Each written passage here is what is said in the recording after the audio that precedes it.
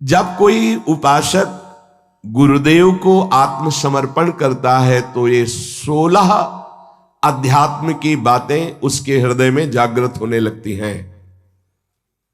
जब कोई उपासक गुरुदेव को आत्मसमर्पण कर देता है तो ये 16 अध्यात्म की बातें उसमें जागृत हो जाती है, सीखना नहीं पड़ता।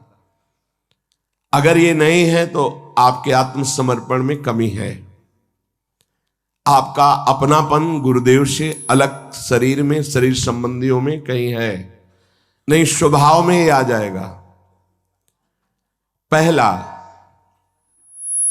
ब्रह्मचर्य, भोग वासना का नाश अपने आप ही हो जाएगा। गृहस्थ में है तो अरुचि पूर्वक धर्म का पालन करने के लिए काम का सेवन, अरुचि पूर्वक, एक आंतरिक रहस्य है। यदि आपके अंदर भोग इच्छा नहीं है और आप गृहस्थ धर्म में हैं और ऐसी चेष्टा हुई है, वो अंदर कोई फर्क नहीं डाल पाएगी। जो कामनाएं बांध कर दुर्गति कराती हैं वो उस उपासक की नहीं हो पाएगी। जो गुरु चरणारविंद में आत्मसमर्पण किए हुए है, ये बड़ा सूक्ष्म विषय अध्यात्म का है। इच्छा का ना होना और फिर कोई क्रिया होना तो उसका कोई प्रभाव नहीं पड़ता। कोई क्रिया नहीं हुई लेकिन इच्छा है, उसका प्रभाव पड़ेगा। क्रिया है धर्म पूर्वक हो रही काम की, पर कोई प्रभाव हृदय में नहीं पड़ेगा। यह आंतरिक अध्यात्म का सूत्र है। इच्छा ही बंधन कारक है।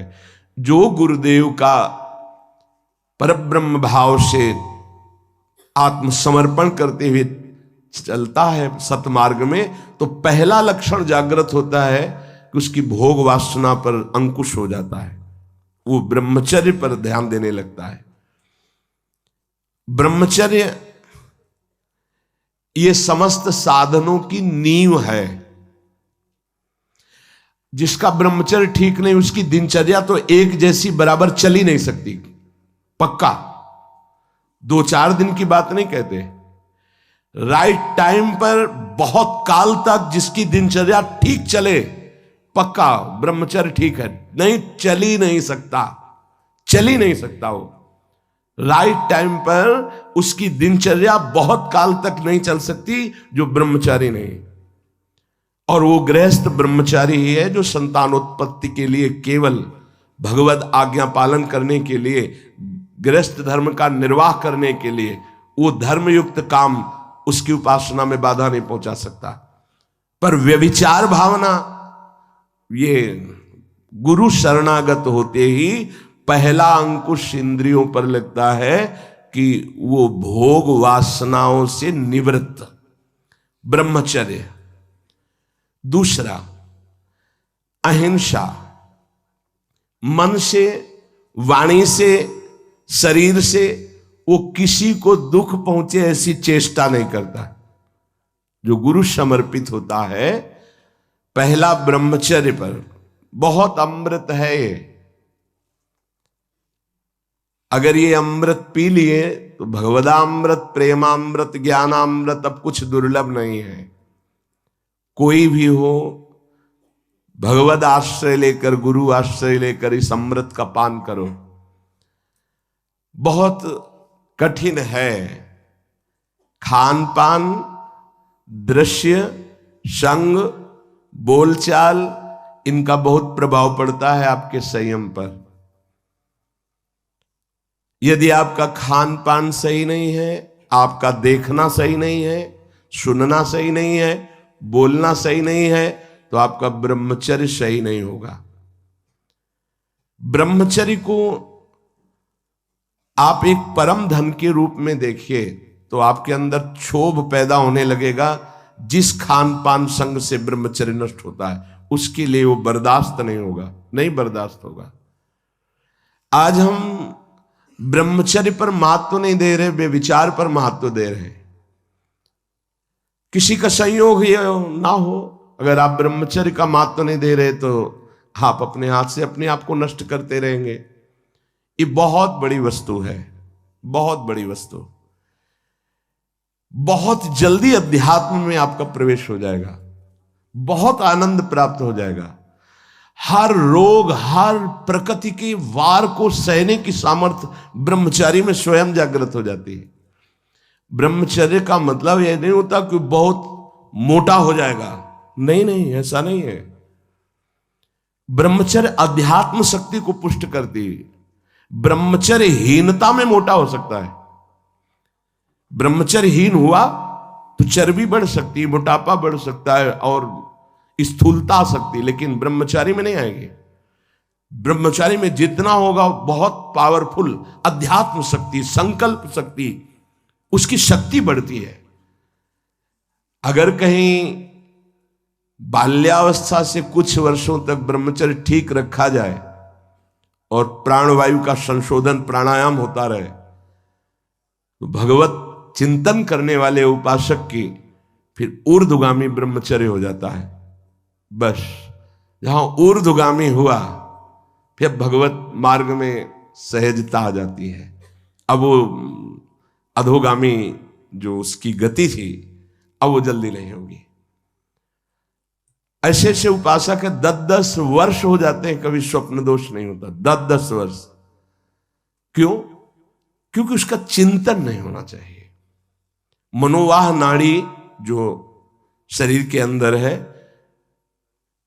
जैसे दूध में घी समाया हुआ है, वो कहीं एक स्थान पे नहीं है, ऐसे पूरे शरीर में समाया हुआ है। वो जैसे दूध को हम औटाकर गर्म करके दही बना के फिर उससे मक्खन निकालते, फिर घी निकलता है, ऐसे एक नाड़ी है मनोवाह, उसमें इतनी चिंतन से गर्मी पैदा होती कि तत्काल पूरे रक्त से वो उसको घसीट लेती है और मनोवाह नाड़ी फिर उसे बाहर कर देती है। चिंतन आपका ठीक हो, तभी कहा है इच्छा रहित तो कुछ नहीं बिगड़ने वाला। संत सदगुरुदेव का आश्रय लेने पर सबसे पहला कदम ब्रह्मचर्य पर होता है। अगर ब्रह्मचर्य ठीक है तो आपकी दिनचर्या ठीक है। सर्दी, गर्मी, बरसात, रोग, शोक, मान अपमान, दुख सुख सब कुछ आनंद पूर्वक सहने की सामर्थ्य आती है। जितना ब्रह्मचर्य क्षीण होता जाएगा उतनी आपको अधिक सर्दी लगेगी, अधिक गर्मी लगेगी, चिड़चिड़ा स्वभाव हो जाएगा, कुछ कार्य करने का मन नहीं, पड़े रहने का मन रहेगा, आपके अंग प्रत्यंग ये प्रमादी हो जाएंगे, इंद्रियां प्रमादी हो जाएंगी।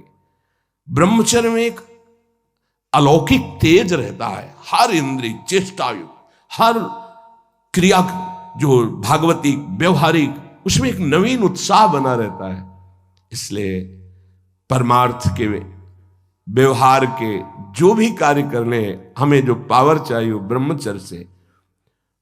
अब ये जो सूत्र जब गुरुकुल में भर्ती होते थे, गुरु शरण होते थे, तो सबको 20-25 वर्ष तक ब्रह्मचर्य ही रहना होता था। अब ये आज का जो आधुनिक पढ़ाई, इसमें ब्रह्मचर्य का कोई महत्व ही नहीं है। ये तो भगवान की कृपा से कुछ संत महात्माओं के ऐसे वचन, तो उनसे पता चलता है कि ब्रह्मचर्य भी कोई है, नहीं तो किसी को पता ही नहीं कि ब्रह्मचर्य किसे कहते हैं। बस मनमानी आचरण करना, नए नए बच्चों में संस्कार ऐसे बिगड़ गए, वो जानते ही नहीं कि मैं क्या खिलवाड़ कर रहा हूं अपने जीवन के साथ। गुरु के पास आत्मसमर्पण करने से पहला लक्षण जागृत होता है ब्रह्मचर्य। दूसरा अहिंसा, किसी को भी मन वचन शरीर से हमें दुख नहीं देना, अपमान नहीं करना, मन से भी हमें किसी का मंगल नहीं सोचना। नहीं, मन से अगर हम किसी का मंगल सोचते हैं तो उसका मंगल होगा कि नहीं होगा पता नहीं, आप कितने बड़े तपस्वी हैं, पर आपका मंगल जरूर हो गया, उसी क्षण हो गया जिस क्षण आपने दूसरे का मंगल सोचा। यह हमने संत महापुरुषों से सुना है। मन के द्वारा जब किसी का मंगल सोचा जाता है कि इसका ऐसे दुख पहुंचे, ऐसे इसका नाश होगा कि नहीं उसका वो तो भगवान जाने, लेकिन तुम्हारा अभी हो गया, तुम्हारा पतन हो गया, तुम्हारा मन मलिन हो गया। कितना साधन करने पर वो पवित्र होगा।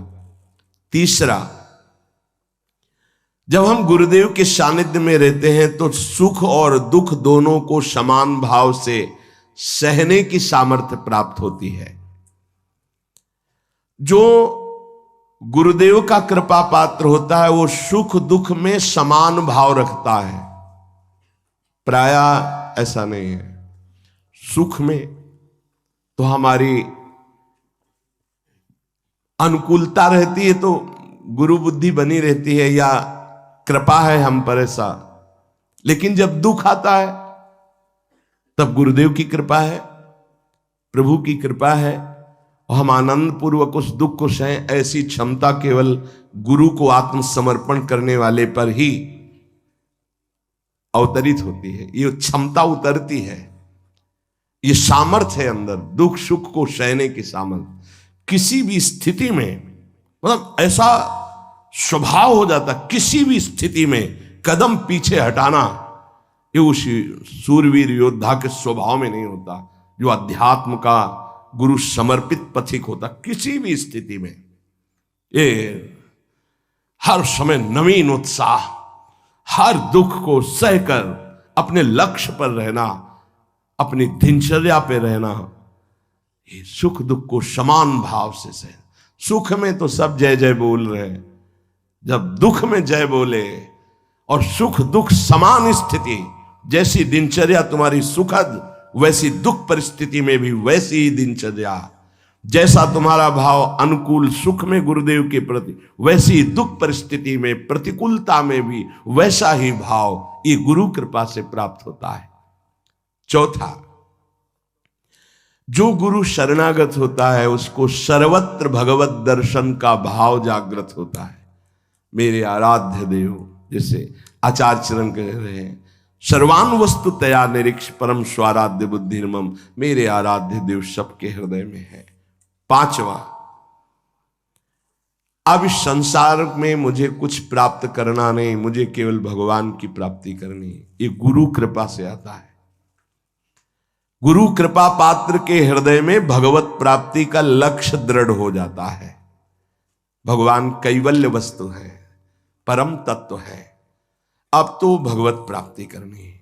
जो गुरु शरणागत है उसमें पांचवा लक्षण जागृत होता है, अब तो भगवत प्राप्ति करनी है, पक्का इस जन्म में मुझे भगवत प्राप्ति करनी है। ऐसी ज्ञान की वृत्ति जागृत होती है कि वो कैवल्य परम पद का अधिकारी हो जाता है, गुरु कृपा पात्र। छठवां, सदैव अकेला रहने का स्वभाव होने लगता है उसका, गुरु कृपा पात्र का।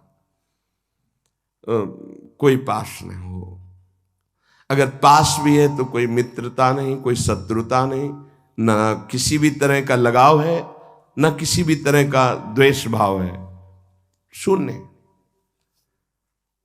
एक भी मित्र नहीं होना चाहिए संसार में। शत्रु की तो बात क्या है, एक भी मित्र नहीं होना चाहिए। सब में भगवत भाव, भगवत भाव से सब में। अपना परिचय नहीं होना चाहिए, अपना कोई दोस्त नहीं होना चाहिए। दुश्मन की तो बात ही क्या है, अजात शत्रु, दुश्मन का तो सवाल ही नहीं उठता, पर दोस्त भी नहीं होना चाहिए। अकेला चलना सीखे, अपनी कुटिया में या जहां भी रह रहे हो। जैसे पीछे भी 5-5, 7-7 संत भगवान के बीच में आसन लगाने को मिलता, अब कोई कमरा थोड़ी अकेले मिला है कभी। तो कभी हम पास वाले संत को जानते नहीं कि कहाँ के हैं क्या है, और कभी कोई पूछने की चेष्टा की तो उनसे कहें कि आप अध्यात्म के विषय में पूछ सकते हैं, आप व्यवहार के विषय में नहीं पूछ सकते। तो ये तुम्हारा बात करने का स्वभाव नहीं है क्या? नहीं। हमें पूछा गया था एक आश्रम में कि आप बोल लेते हैं कुछ, मतलब बोलना आता है आपको कि नहीं? ऐसे रहे हैं तो उस वहां लगता था कि इनकी मतलब जबान है कि नहीं है। उन्होंने पूछा आप बोलना जानते हैं कि नहीं जानते? कई महीने के बाद कहा जी बोल लेते हैं, पर क्या बोले, किसी से कोई मित्रता नहीं। वृंदावन में इतने रहे, किसी से मित्रता नहीं, किसी से शत्रुता नहीं। जैसे वो जंगल में एकांत रहता है ऐसे समाज में एकांत रहता है। गुरु कृपा पात्र ये स्वभाव में लाइए असंगता। एकस चरण रहस्चित्त मनंतई से एक दृष्टि हो जाती है। लाखों चेहरों को देखने के बाद भी एक भी इस कैमरे में छवि नहीं आएगी एक भी। अगर एकांत में बैठने पर किसी की याद आ रही तो तुम्हारा साधन बाधित हो रहा है। कैमरा खुला क्यों रखा? जैसे कैमरा खुला है, ऑफ कर दो इसे तो लोगों की नजर में आएगा कि कैमरा लगा है लेकिन ऑफ है। ऐसे होता है कैमरा ऑफ। अंदर से एकमात्र अपने लक्ष्य में, और लाखों लोगों को देख लिया, एक भी छवि नहीं आई। चाहे वो जंगल में रहे या एकांत, वो असंग रहता है। गुरु कृपा पात्र, मृदु व्यवहार, किसी से मित्रता नहीं, किसी से शत्रुता नहीं। ये देख लो, अगर इसी जन्म में भगवदानंद का अनुभव करना है तो बहुत जरूरी ये सूत्र है जो पूज्य बाबा कह रहे हैं। 7वां, अपरिग्रह। उसका संचय करने का स्वभाव नहीं, संचय करने के स्वभाव से वो रहित हो जाता है। जब जो आवश्यकता होगी प्रभु दे देंगे, संचय क्या करना है। और आप दें या ना दें हमारी चिंता नहीं। वो कह रहे योगक्षेमम वहाम्यहम्, वो खुद देखें। हमारे जीवन का लक्ष्य उनकी आज्ञा का पालन करना। अब इस जीवन का भार उनके ऊपर है। कोई कह सकता है गृहस्थी में ऐसा कैसे? गृहस्थी में जिसने कर दिया, महान संत चरित्र लिखे हुए हैं, पढ़ के देख लो। बेटी के यहां भात भरने जा रहे हैं तो ठाकुर जी भर रहे हैं। बेटे का ब्याह है तो ठाकुर जी चल रहे हैं साफा बांधे, कोई जान नहीं पा रहा कि ठाकुर जी है। भार आपको, हमारा कर्तव्य आपका चिंतन और आपकी आज्ञा का पालन। आप सब देखें, बहुत अच्छे से संभाल लेते हैं, अखिल कोटि ब्रह्मांड नायक है। और विरक्त को एकदम आकाश वृत्ति। ये बहुत अमृतमयी वृत्ति है, माधुकरी वृत्ति से भी श्रेष्ठ आकाश वृत्ति। आप जो हमारे सामने भेजेंगे वही पाएंगे, अन्यथा नहीं। ऐसे भी नहीं। एक है माधुकरी वृत्ति और एक ये है आकाश वृत्ति। मतलब भगवत विधान से आएगा जो आएगा। जैसे अपने लोग सब हैं आकाश वृत्ति में है, अब प्रभु की इच्छा से है तो आज वो ऐसा पवा दे रहे हैं, उनकी इच्छा है आज ऐसा। और जब उनकी इच्छा ना हो तो सब बैठ करके चरणामृत लेके राधा नाम कीर्तन करें। उन्हीं की व्यवस्था से है, किसी से किसी का यहाँ ऐसा नहीं है कि अमुक के द्वारा नहीं। हमारे प्रियालाल से प्रेरित होकर कोई जैसे तो चल रहा है, हमारा किसी व्यक्ति से नहीं चल रहा, प्रियालाल से चल रहा। तो प्रियालाल जब जहां से जैसे आते हैं, जिस रूप में जो देते हैं उसी से व्यवस्था। आकाश वृत्ति तब मानी जाएगी आकाश वृत्ति जब किसी को संकेत भी न किया जाए कि ऐसा, थोड़ा संकेत भी नहीं। और इस बात के लिए बहुत कड़ाई से यहां है कि अगर कभी किसी को कोई संकेत करते मिल जाए तो ये समझ लेना कि वो हमारे सिद्धांत के विपरीत अपराध कर रहा है, और वो जरूर हमें सूचना दी जाए। संकेत भी नहीं कि आज आप संतों को भोजन करा दीजिए, संकेत भी नहीं। हाँ, कोई प्रार्थना करता है, ठीक भाई, आप जो दे देते हैं उसी से हम संतों को पवा देते हैं। अगर 1 रुपया आता है तो 1 रुपये में भी भंडारा हो जाएगा। 1 रुपये का नमक ले आओ, दाल में डाल दो, सब संतों को पवाने हो जाएगा। हमारा भगवत विधान से चले। आकाश वृत्ति बहुत अमृतमयी वृत्ति होती है, और बड़ी निश्चिंतता होती है इसमें, और बड़ी क्षमता होती है इसमें। कई दिन न मिलने पर भी कोई निराशा नहीं होती थी काशी में। अपरिग्रह, अपने लिए शरीर सुख के लिए संचय ना करें, ये वृत्ति आ जाती है।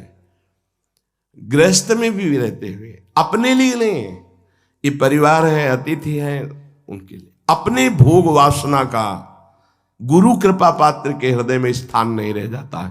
तभी कोई झगड़ा नहीं, कोई अशांति नहीं, हर स्थिति में शांत रहता है, मृदु स्वभाव रहता है। जो अहम लिए तो बहुत उसमें क्रूरता होती है, कठोरता होती है, बड़ी उसमें जलन होती। काहे को जलो, आनंद मगन रहो। अपरिग्रह। 8वां, परम संतोष उसके हृदय में जागृत हो जाता है।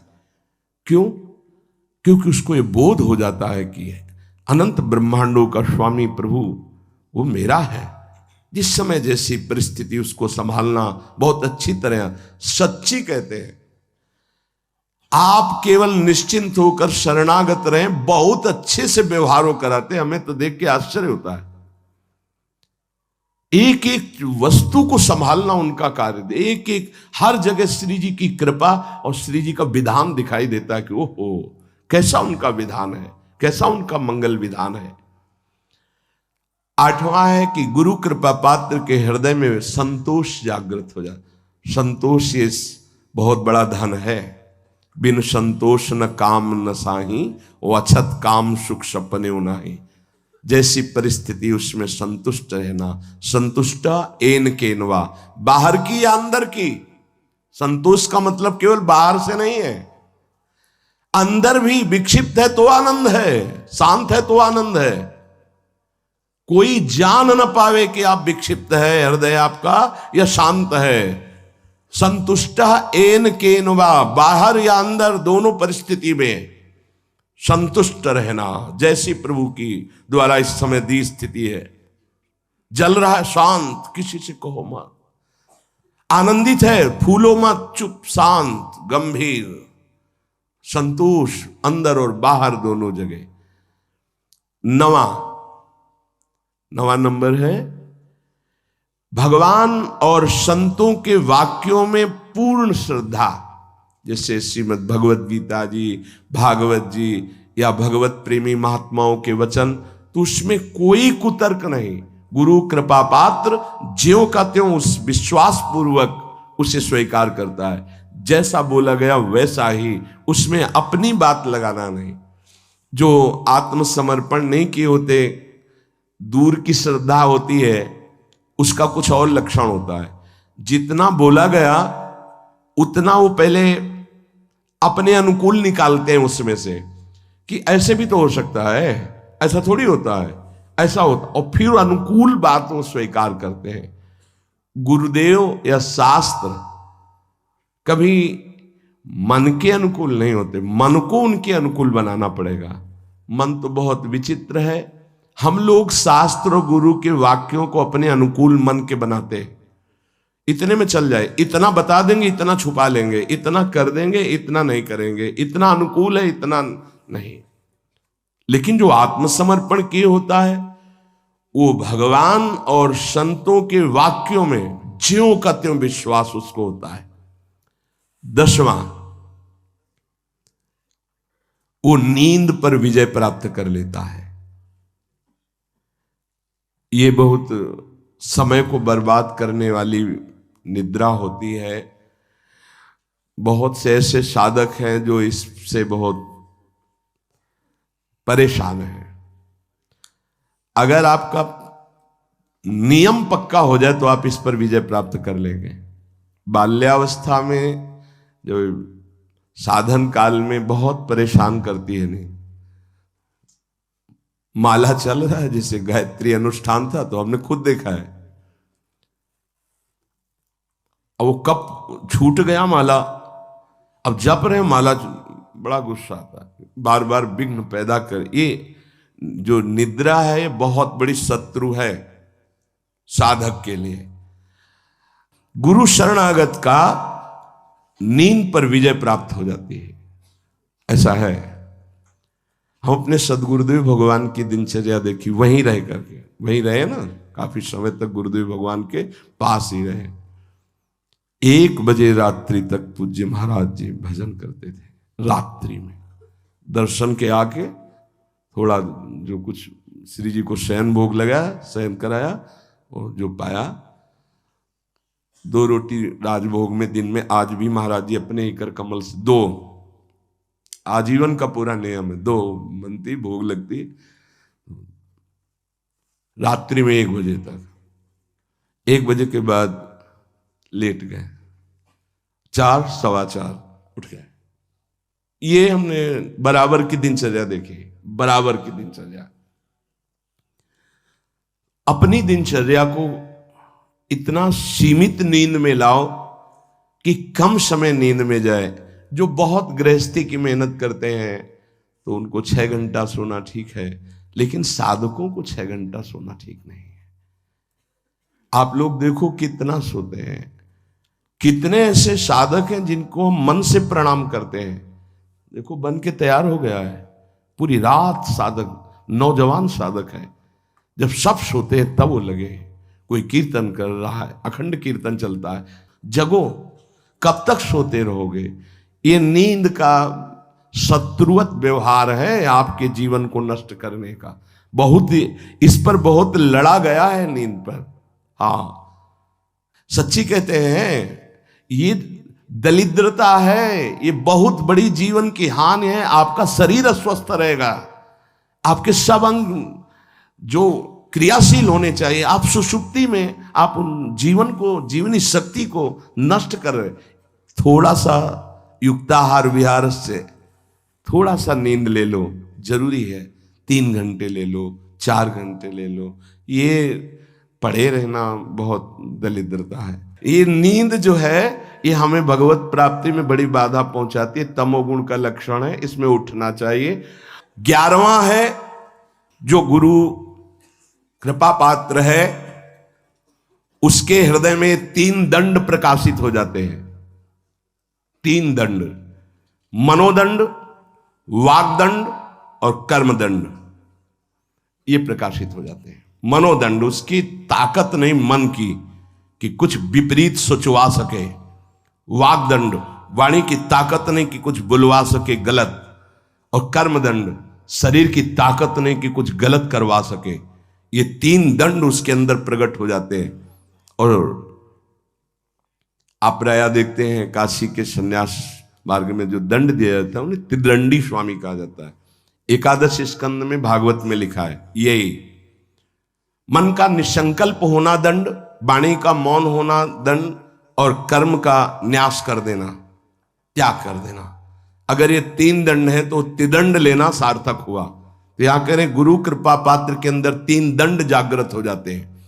मनोदंड, मन की ताकत नहीं कि आज्ञा के विपरीत चल सके। वागदंड, वाणी की ताकत नहीं कि फजूल की वार्ता, बेकार की वार्ता, गलत अश्लील भाषण या ऐसा प्रपंच वार्ता, ग्राम्य कथा, निंदा स्तुति, ये सब नहीं। वागदंड। कर्मदंड, शास्त्र विरुद्ध आचरण उससे हो ही नहीं सकते, भूल न दे कुमारक पाऊं। 12वां, गुरु कृपा पात्र के ध्यान में आराध्य देव झलकते हैं, झलकने लगते हैं। ये गुरु कृपा से ही होता है। आराध्य देव उसके ध्यान में, जैसे हम आंख खुले हुए तो ऐसे आंख खुली हो तो आपके भाव में वो विराजमान है। वहां ये ध्यान नहीं करना कि आंख मूंद कर कैसे चरणारविंद, ऐसे खुली आंख में सांवले चरणारविंद, गोरे चरणारविंद, उनका पीतांबर नीलांबर पूरा गुरु कृपा से हो हर समय भाव देह में। अगर अंदर से देहाभिमान, देह धर्म, तो फिर ये नहीं आएगा। और जब अंदर से अपने भाव में, तो भावोत्सवेन भजताम रस काम धेनुम, चाहे आँख खुली हो, चाहे बंद हो, चाहे बहिर्मुख हो, चाहे अंतर्मुख हो, उसमें कोई फर्क नहीं पड़ता। गुरु कृपा पात्र में प्रभु का, आराध्य देव का, उनका ध्यान बसर वही रूप छके घूमत रहे, तन को तनिक न भान। हर समय रूप विराजमान हो जाता है गुरु कृपा पात्र में। 13वां, प्रभु की चर्चा सुनने में, प्रभु का नाम कीर्तन सुनने में उसकी आसक्ति हो जाती है। भगवत चर्चा सुनने में, भगवान भागते हुए हमने देखा बूढ़े बूढ़े जनों को। ये वृंदावन धाम है, भागते हुए कि हम 1 मिनट अगर लेट हो गए, एक शब्द भी छूट गया तो हमारा आज का दिन हम अमंगल मानेंगे कि एक शब्द छूट गया। सत्संग में क्या सुना वो पकड़ नहीं होती। पकड़ो, सत्संग को पकड़ो। जो गुरु कृपा पात्र होता है उसकी श्रवणेन्द्री आसक्ति पूर्वक चर्चा सुनती है, सत्संग की, भगवत चर्चा, नाम कीर्तन। और 14, स्त्री, पुत्र, घर, संपत्ति, इन सब से उसका राग खत्म हो जाता है गुरु कृपा पात्र का। नरसिंह मेहता जी का जब पुत्र पधारा तो करताल लेकर नाच रहे हैं, श्रीवास जी के घर में जब पुत्र पधारा तो कीर्तन में उन्मत्त हो रहे हैं, क्योंकि मेरा नहीं प्रभु कहा था, इतने दिनों के लिए आया था, अब वो चला गया। उसका राग नहीं रहता। गुरु कृपा पात्र का स्त्री पुत्र ग्रह एवं संपत्ति पे राग नहीं रहता। तो जो विरक्त है उनका राग न शरीर में होना चाहिए और न किसी वस्तु स्थान पे होना चाहिए।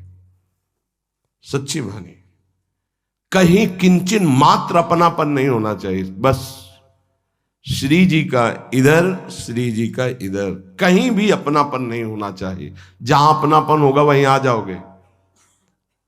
अपनापन केवल लाडली लाल से हो और जैसे वो रखे उनका विधान।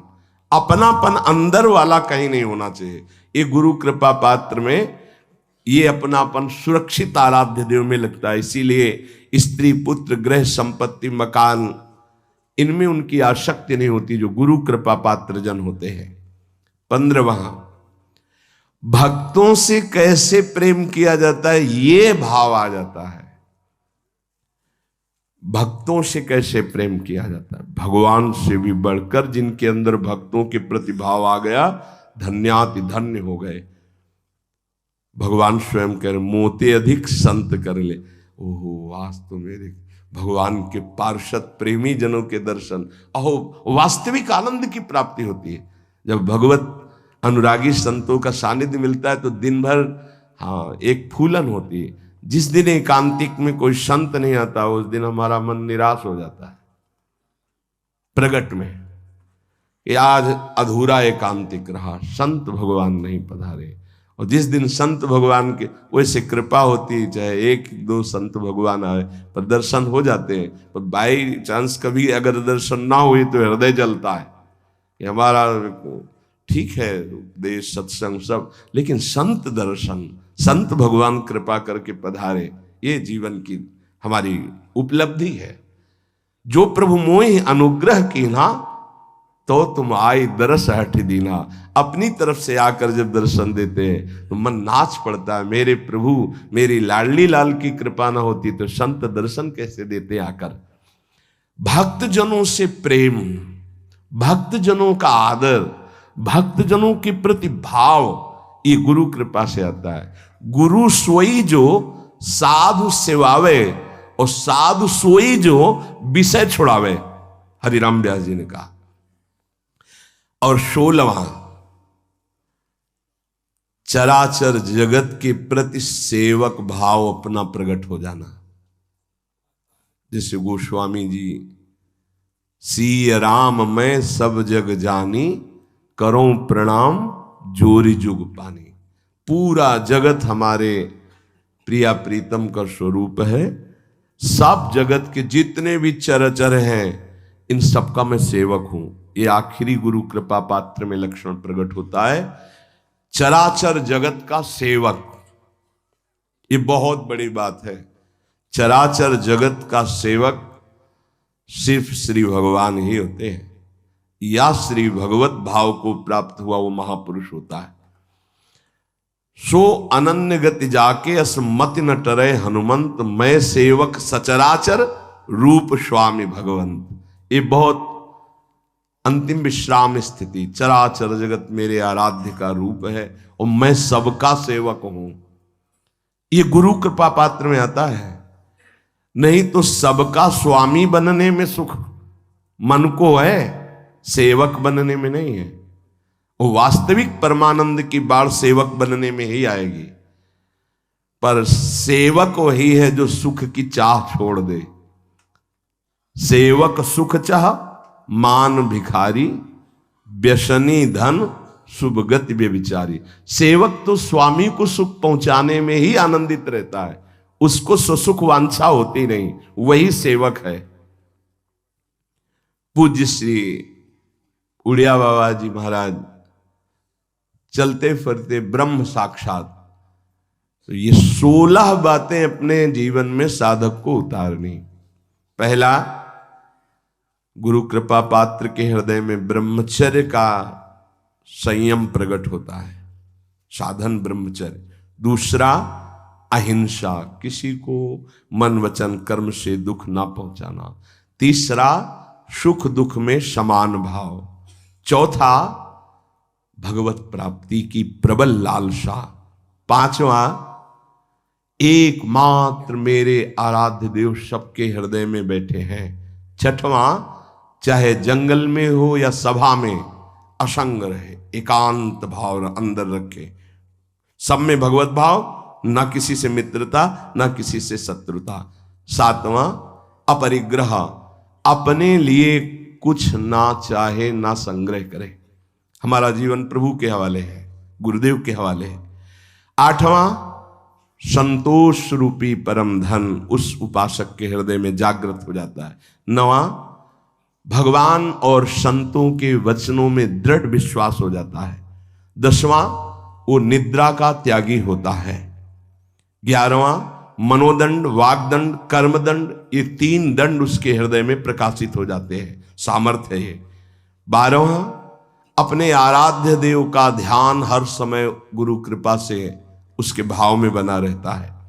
13वां, वो भगवान की चर्चा और नाम कीर्तन सुनने में बहुत आसक्ति रखता है।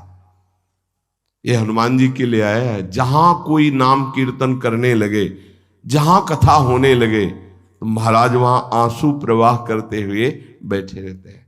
यत्र यत्र रघुनाथ कीर्तनम तत्र तत्र कृतमस्तकांजलिम वाष्पवारि परिपूर्ण लोचनम मारुतिम नमत राक्षसांतकम। हनुमान जी महाराज आंसू बहाते हुए कथा सुनते हैं, नाम कीर्तन सुनते हैं। भक्त में ये आसक्ति होती, जहां कहीं भगवत चर्चा, जहां कहीं नाम कीर्तन, पूरी एकाग्रता से श्रवणेन्द्रिय से सुनना। 14, स्त्री पुत्र गृह संपत्ति मकान आदि की आसक्ति का त्याग गुरु कृपा से। 15वां, भगवत प्रेमी भक्तों से कैसे हमारा व्यवहार होना चाहिए। 16वां, संपूर्ण चराचर जगत का मैं सेवक हूं और मेरे सब स्वामी हैं। इतनी दैन्यता, संपूर्ण चराचर जगत हमारा स्वामी है और हम सेवक हैं। ये 16 लक्षण शरणागत के हृदय में जागृत हो जाते हैं। अपने को बार बार इनका चिंतन करके अपने में जागृत करना है। जब ये लक्षण अंदर आ जाएंगे तो पूर्ण परमार्थी हो गया और वस्तु हृदय में है, आनंद की बाढ़ हृदय में है। ये सब लाने के लिए एक बात पकड़ लो, मन लगे ना लगे, श्रद्धा हो या ना हो, नाम जप करते रहो, ये सब आ जाएंगे। राधा राधा राधा राधा निरंतर नाम जप करो तो जितने भागवतिक सद्गुण बताए गए हैं इस सब हृदय में अपने आप जागृत हो जाएंगे। श्री राधा वल्लभ लाल की।